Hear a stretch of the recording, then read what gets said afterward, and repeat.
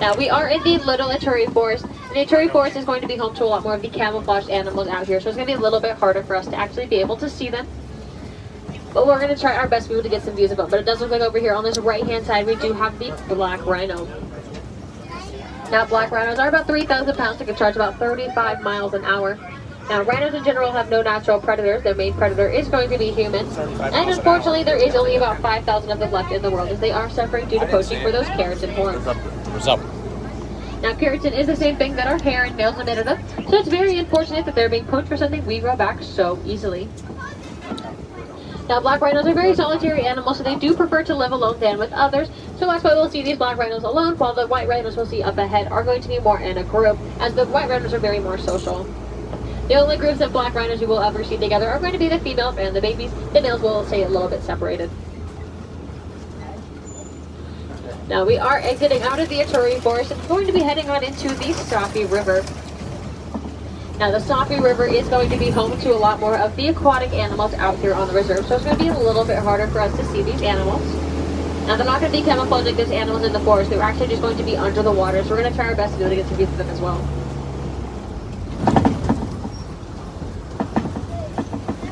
Now it does look like we'll get a quick view of a hippo that's going to be right here on the right hand side. It's going to be out of the water, so you're only going to be able to see them probably in this quick space real quick.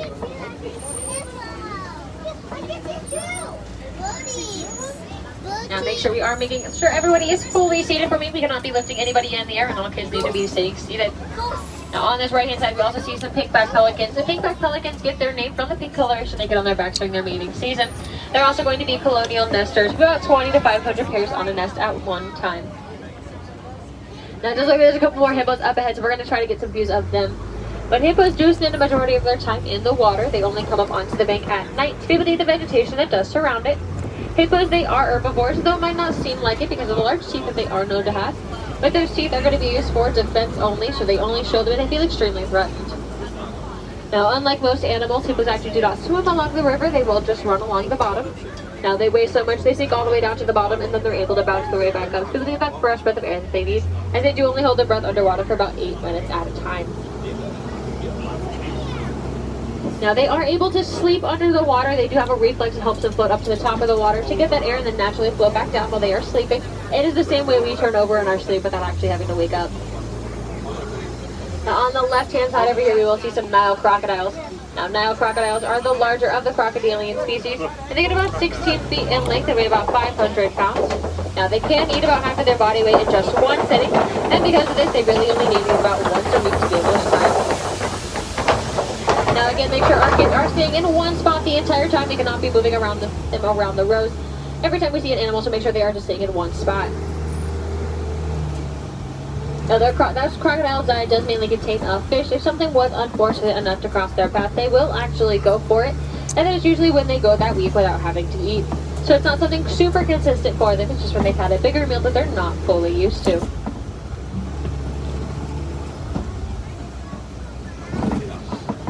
Now on this right hand side we will be able to see the baobab tree. Now the baobab tree has two different nicknames. It's going to be nicknamed the Tree of Life because it can hold up to 10,000 gallons of water at a time. Now because it does hold so much water, it does remain leafless for 9 months out of the year, which is why we also call it the upside down tree, because it kind of looks like its roots are facing up. Now that tree does get its leaves back. This is going to be during the rainier seasons out here on the savanna that it does get those leaves. Now the savanna is going to be the largest part of our reserve, and where we're going to see a lot of the animals we all know and love. Now they also love to use the savanna as a bit of a highway system, so it's going to be a little bit harder for us to see these animals. So we're going to try our best to be able to find them, as they will kind of stay spread out, but we will see a couple of good ones right now. Now I know we see these giraffes. Now these are the Maasai giraffe, and they do have a little bit more of a messier rugged leaf pattern to them than what we are used to seeing, as we are used to seeing the reticulated giraffe, and they do have a net-like pattern to them. Now we will also be able to see the Hartmann's mountain zebra over here. Now the Hartmann's mountain zebra have a flap of skin under their throat that really helps them regulate their body temperature. Now that flap of skin is called a dewlap, and they're going to be the only species of zebra with that flap of skin, but they're not the only animal species with it. Now they also do have smaller hooves to be able to help them climb up that mountain terrain just a little bit easier, as they do live in those mountainous areas. And you'll also notice there's not really a lot of them out here. They actually do start out in smaller These two are about smaller herds. There's going to be one male and then about 2 to 5 females.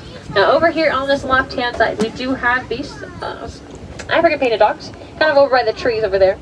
Now the African painted dogs get their name from the paint splatter markings it looks like they have on them. Now their markings are very unique to them. No two are alike, just like our fingerprints.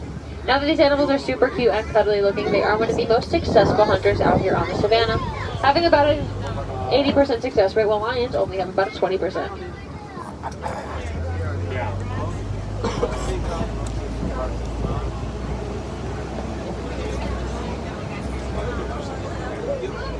Now over here on the left-hand side, we will be able to see the sable antelope laying down. Now the sable antelope are the emblem to the Harambe Wildlife Reserve, and they are a very brave animal. They'll never back down from a challenge.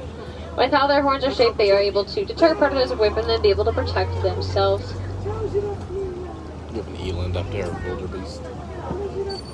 Now you'll also be able to see some eland back in there and some wildebeest. Now both male and female elands have these long twisted horns, but the males are actually going to dig their heads into some bushes to kind of create what would be a leaf flower crowd around them so they can try to press their females just a little bit more. Now the wildebeest, they do get in the herds of about 1.5 million and will travel about 500 to 1,000 miles in 1 year. Now it is said, because of how many of them are traveling at one time, you can see a group of wildebeest migrating from space just for the amount of dust that they can kick up.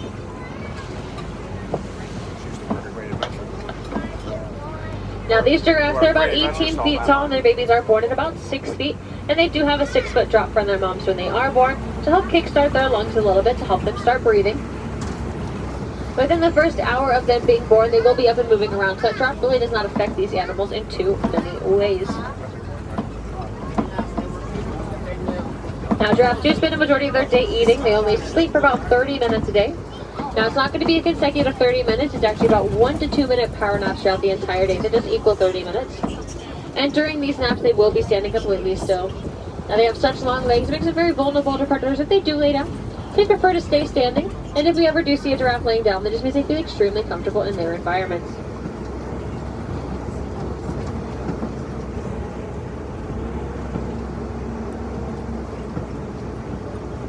Now as we make this corner over here on the right hand side, we will be able to see the Ankole cattle. Now the Ankole cattle are one of the only domesticated animals out here on the savannah. They're also nicknamed the Watusi cattle from the people that did first domesticate them. Now those horns may seem like they're very heavy, but they're actually going to be very light, and they do have a honeycomb structure throughout them that helps them regulate their body temperature and allows them to adjust to a lot of the climates they get introduced to.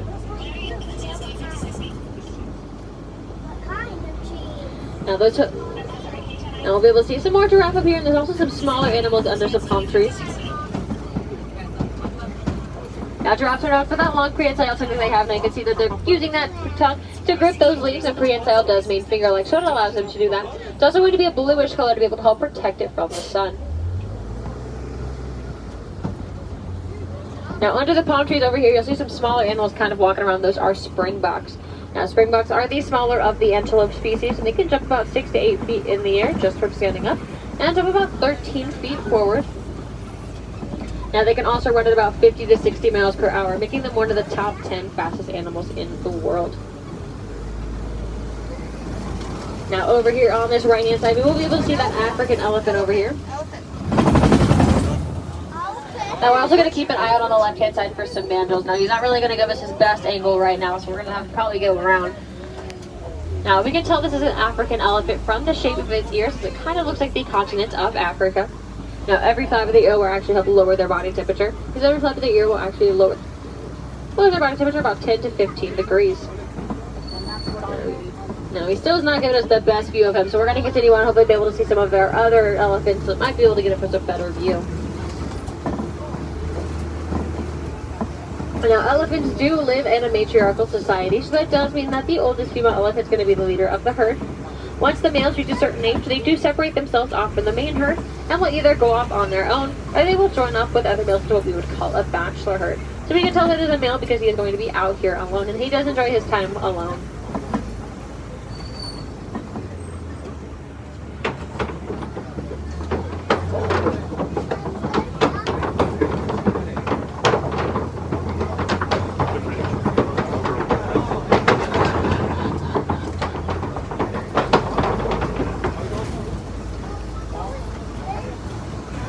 as we continue forward, keep an eye out on either side as you might be able to see some tusk marks.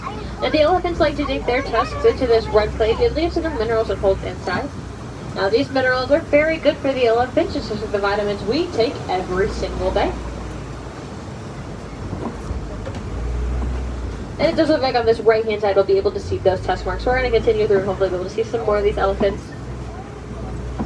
Now whenever we see elephants, you'll notice that they're almost always going to be eating, and that's because elephants do love to eat. Now because they like to eat so much, they really don't care where they go. As long as they're getting food, they're going to be pretty happy. Now this has been causing a lot of problems over in Africa, because elephants have going onto farmland and destroying crops, so those farmers are not too happy with them. Now during some research, it was found out that elephants are afraid of bees. They don't really like the noises that they make. So it was suggested to farmers to put a beehive fence surrounding the farmland to see if it would scare the elephants away, and it actually worked. About 80% of the elephants that did come up to that farmland would run away because they were so scared. And that made those farmers pretty happy because they were finally able to use their crops, but also able to sell the honey the bees produce for a bit more extra income. Now the elephants are hanging out here by the water, so that's where we're going to head down to be able to get some views of them. Now whenever we see these elephants, you also notice they're going to be a little bit smaller than the elephant we saw first.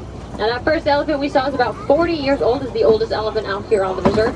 And elephants do continue to grow until they're about 30 to 40 years old. So they do still have a little bit to go before they're going to get their full grown size.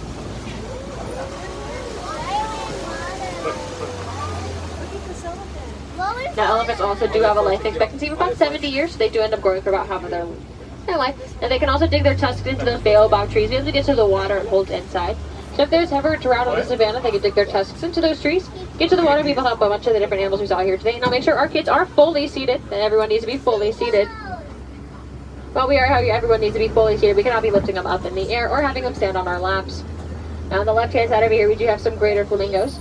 Now greater flamingos are the larger of the flamingo species and also the lighter pink. Now flamingos, they are born gray and they get the pink coloration from the beta-carotene in the krill that they do eat. Now a year after they're born, that's when they start to lose their gray feathers a little bit. They'll be gray and white. And a little bit after that, they start getting some pink feathers to them, so they can start losing those gray feathers altogether.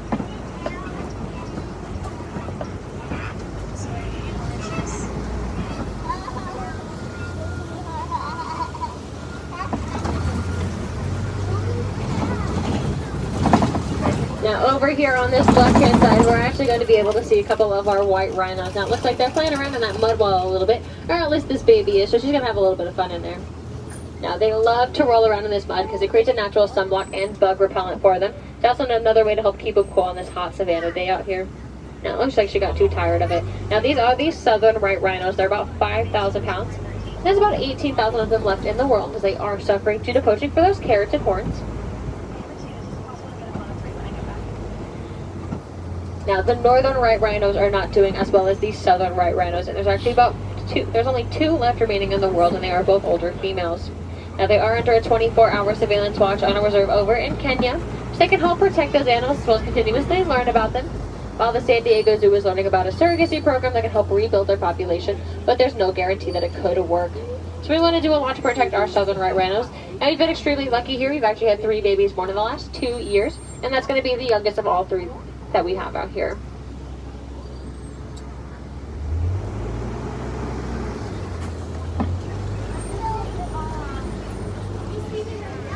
Now we're going to keep an eye out on this left-hand side because we might be able to spot some cheetahs. Now cheetahs are the fastest land mammal. They do get to speeds about 60 miles per hour in about 3 seconds. Now they only hold that speed for about 30 seconds at a time because these animals are built for speed and not for strength, so they really can't hold it forever. Now they're going to be in between the trees right over here on this left-hand side.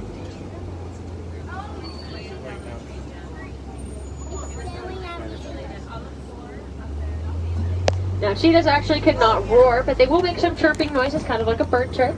But they're also going to be one of the very few big cats that can purr. Now it's definitely very interesting to hear, but I don't recommend getting super up close and personal if you want to be able to hear them, as they are still big cats, not like the cats that we have at home. So it's better just to be safe when coming around these animals. Now we are going to kind of watch out for some animals. We do have a water bug coming out over here on this left-hand side, but we'll also have an ostrich coming in front of us. Now up ahead is our Kobe Rock Formation. Sometimes we see some big cats out here, so they can look out across the savannah, be able to check out what's going on, and make sure everything's running pretty smoothly out there. So we'll kind of see if we can find them out here. But we have this ostrich in front of us, so we're going to follow her for just a little bit. Now, ostriches are the largest flightless birds, and they do get to speeds of about 40 miles per hour. Now, we can tell she is a female because of her gray feathers. The males are going to have a black feather, which is what we're used to seeing on ostriches. Now, she is out of her way, but she will cross in front of us one more time before we can actually move on forward. Because she knows exactly what she's doing. But as we kind of start making our way around this corner, we should start to see some of our lions. Now, lions do sleep about 18 to 20 hours a day, usually being more active at night. Now, during the day, their eyesight's just like ours, but night's about 6 times stronger, so that's when they do majority of their hunting. Now, before we get to those lions, you will be able to see a bontebok laying down right here. Now, he is a special animal and only ever going to be found on reserves just like this one. So we'll get to him in just a second. Now, we'll be able to find these lions, but again, they do sleep the majority of their day, so they might be hidden from us. Now, the females do a majority of the hunting for the pride, while that male will stay back to protect guinea cubs. If there's no cubs here to protect, you actually go out during the hunt with the rest of those females. And we do have our male lion out here right now. And he's going to be on that little rock right out there.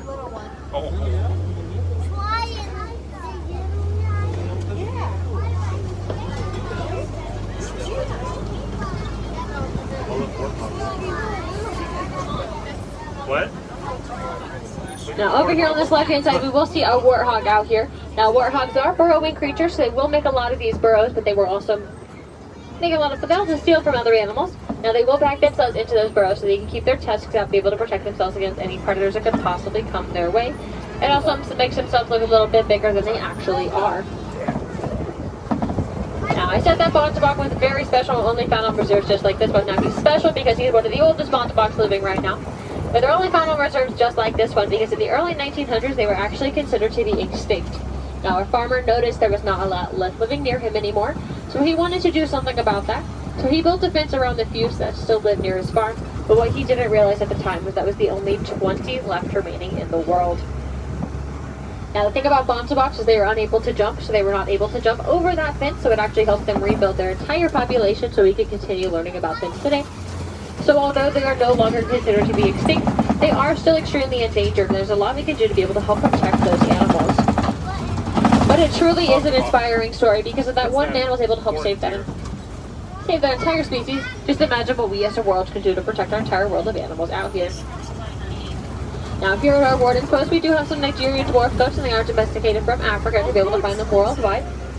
Now they are very social animals, so they do love hanging out with our warden out here. But our warden keeps these goats around to show us all we can all live together as one, humans and animals together.